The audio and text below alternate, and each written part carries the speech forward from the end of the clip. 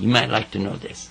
Some of his companions did write it down, and they used to write it on the bones of animals. They used to write it on papyrus. They wrote it on animal skins and so on. And these were preserved and kept over the many years. How can then we be sure that we have the original Quran today? Well, one of the things that I would invite anybody to consider is that the Quran itself offers that Allah will preserve it until the last day. Allah is saying in the Quran, He's going to preserve the Quran. You don't have to be concerned. He's going to take care of it. He says in the Quran, He says it's His speech. And He says that He's preserving it. Now, the argument would be that, well, this is circular logic. You're taking from the book that's talking about the book. And that's true. Except that the fact is, it still exists today as it existed then. And it's the only book on earth that has remained as is and has so many people reciting it, never had any changes, and it has such uniqueness about it that there is no other book like it. If you say that the Bible was also from God, would He not preserve or protect that book also? Well, as a matter of fact, again, it is Allah who did protect the Bible. He protected it at the time of Bani Israel, the sons of Israel. He protected the work that came with Jesus to a point. But then, as with all things, Allah has His will, and He allows things to happen according to what He wants.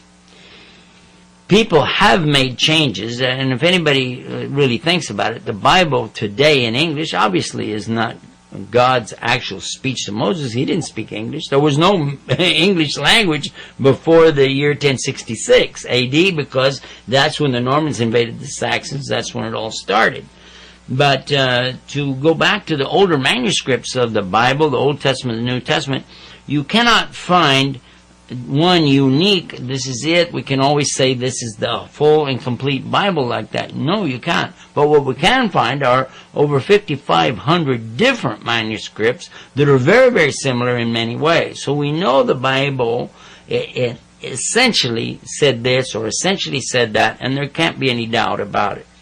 What's unique is that the Quran comes along and clarifies many of the things that maybe you couldn't figure out about the Bible. You could go back and look, and then when you stop and think about it, if there's a contradiction between the two of them, which one do you think would be wrong?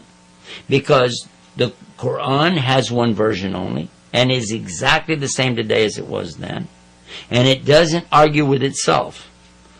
Then some of the manuscripts of the Bible argue with other manuscripts of the Bible. One says one number, another one says a different number.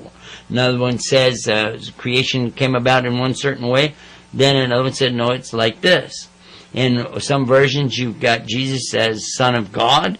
Then you've got also manuscripts telling you that God can't be a son. And He doesn't have any sons, and He's not a man, and so on and so. So in order to really understand it, it's highly recommended, even for Christians, to look into the Quran.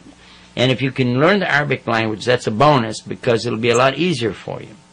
Well, on that note, we'd like to know, is it required for every Muslim to read the book in Arabic, to read the Quran in Arabic, or to memorize the Quran?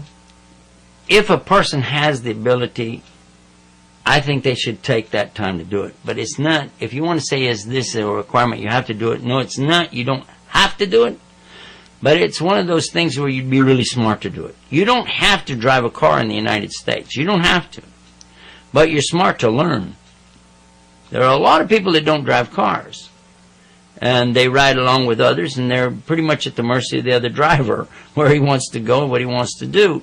But for the most part, I recommend to anybody, if you're physically able to, mentally able to learn to drive a car is a smart thing. And I'm going to say the same thing to Muslims. You're smart to learn the Quran in the Arabic language, because that's the language it came in. And by the way, if you'd like to make a comparison of Arabic to English, we have a website. It's called ArabicInEnglish.com. So you can go there, you can begin to learn Arabic, the fundamental stages of Arabic, the basics to get into it. And I'm going to be speaking English while I'm teaching you this. It's on the website, ArabicInEnglish.com.